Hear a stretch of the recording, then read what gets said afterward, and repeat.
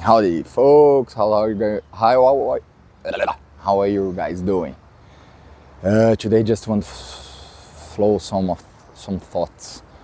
That the other video I was talking about the closing the loose ends, but things takes time, And those guys are really wise. The Oracle of Omaha and the late Charles T. Munger.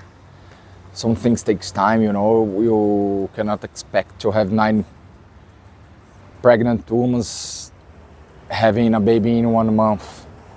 Some things takes time, and that's the endurance that you have to have in this between. That sometimes makes hard and people give up. But giving up is not an option for a guy who already done Kangeiko. Still a brown belt of jiu-jitsu, had to stop and not conclude to possibly today 2nd degree black belt, but it's okay, choices in life. There's this Brazilian saying that the one who doesn't pull the groin, literally speaking, pulls the bull's car. It's gonna get a little not, which in Portuguese would be aquele que não puxa saco, puxa carroça, And eu não puxo saco. And that's the price I pay. But I'm no Bill Gates, no Elon Musk, no genius like that also, but okay. I don't know if you can see. It's the sunset right now. Beautiful, huh? And yeah, better. And so the loose hands takes time to finish, to wrap up, and then you have to be strong and tough and to keep going through until it does, right? And that's Brazilian funk music. That's called the Bat Guy, the Tigrinho, the Luva de Pedreiro. That's all around. And they used to say, like, to remove toxic people. Charlie Munger, it's a genius when he said, what are the secrets for a happy and peaceful life? And he said, which I struggle, and the cornerstone, it's the master when he says, the interviewer, it's that the blonde girl that became friends of him, with them, right?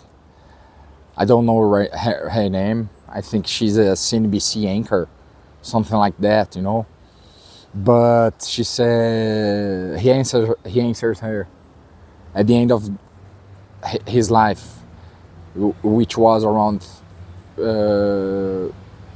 23 to 24, close to his 100th birthday, and he says, you don't overspend your income, you don't have a lot of envy, which he says that's the moral problem from this century, the ego century and the society of spectacle, because today we live much better than Rockefeller, which was the first billionaire guy, which his company still stands, which was Standard Oil, which now is Shell, ExxonMobil Corp, XOM, ticker on US, right?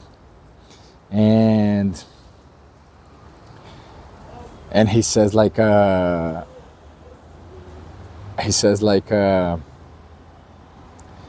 overspend your income, don't have a lot of envy. The hardest one for me was like, you don't hold a lot of grudges when things don't go your way. That's, I think, the most harsh one and biblical one, right? Now there is this Gracie who is like in the end of his life, and he says, "Oh, I'm facing a cancer, and I'm still here being nice and sympathetic."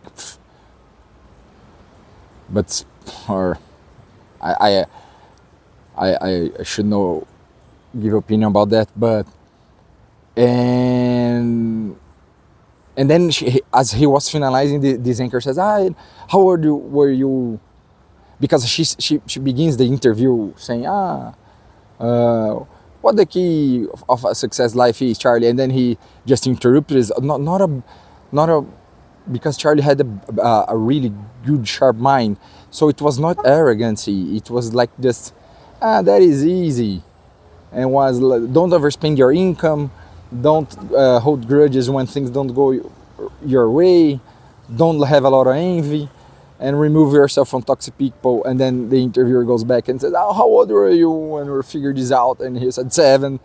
So guy's a genius, those guys are early age, and I am just a mediocre guy, because at 7 we had Pelé, we had Elon Musk, we had those guys, Bill Gates. Everything starts really young, and when I was young, I was amidst a troubled family, which most of are, but I didn't know how to handle well. Those guys get, there's this Walter Isaacson, or Isaacson, I don't know how to spell, interview on these entrepreneurial talks, and then he cross-examined lives of Leonardo da Vinci and some other guys, and all they got in common, it was like, even David Goggins says that, I think on Joe Rogan's podcast, he says like he was really pissed off about his father that was an alcoholic and beat her mother to the ground, something like that, But I'm a cool guy, I don't have a lot of vanity. I used to when I was chasing women, because I was trying to prove myself, which is kind of stupid and a vice also. And back in the last 10 years, because I went all in with this girl when I was trying to a late interview for a law office position, entry position, after my first startup failed, because the fucking idiot didn't do the MVP, which is kind of basic, but nevertheless. And then I was like hurting myself. That's what the Buddha says, right? When you go on a revenge journey, you bury 2 graves, one for your enemy, one for yourself. And that's exactly the point for the guy who was giving me trouble on the contracts we are doing, and now he's suing me. And then comes the conclusion to Mr. Munger, because toxic people have to really, really, really, really get out of your life, even a little financial cost. And then on the annual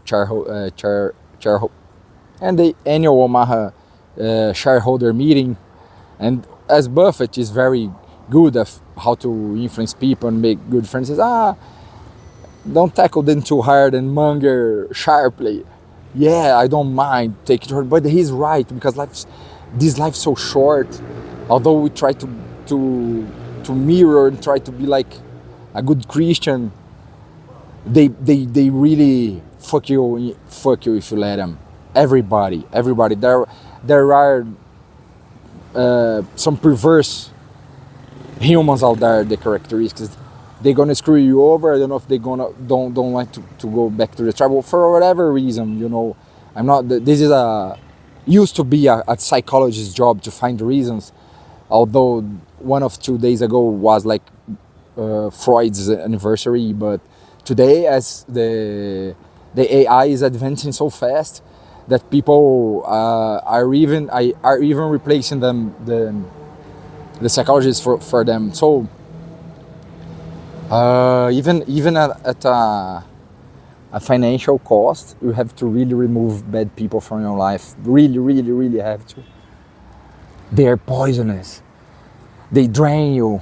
They don't let you sleep. You become grudgy. It's really hard to not become grudgy and hold grudges when things don't go on your way, especially because you assessed somebody who lied to you, misled you and stuff.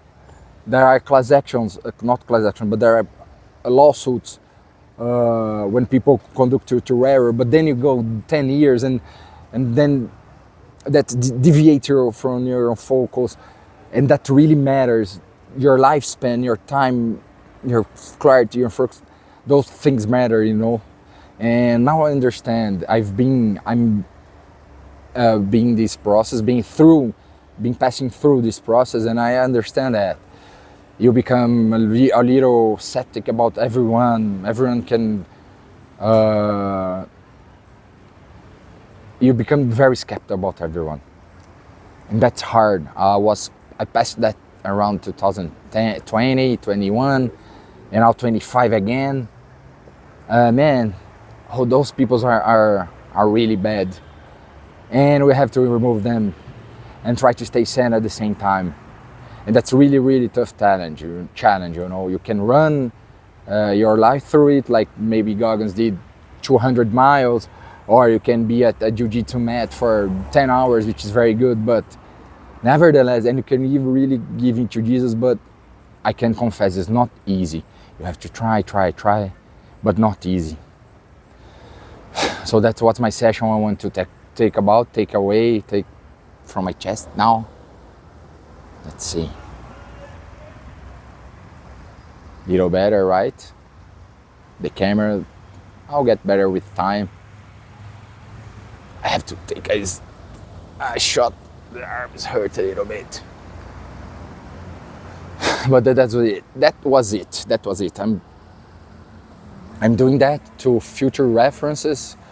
Maybe I learn myself, maybe someone else is learning from this, which would be the best possible outcome. And then maybe I reflect this when I'm wiser, and before I go into my deathbed, and I'm trying to become wiser. And I hope somebody will take not profit, but yeah, to take not advantage, to say like this way, but somebody can get some lesson from it. I think even myself, the purpose is really this one, and to get out of myself a English rustiness, the talkish one. But see you next time. Goodbye, fellas. Enjoy. God bless you. Bye.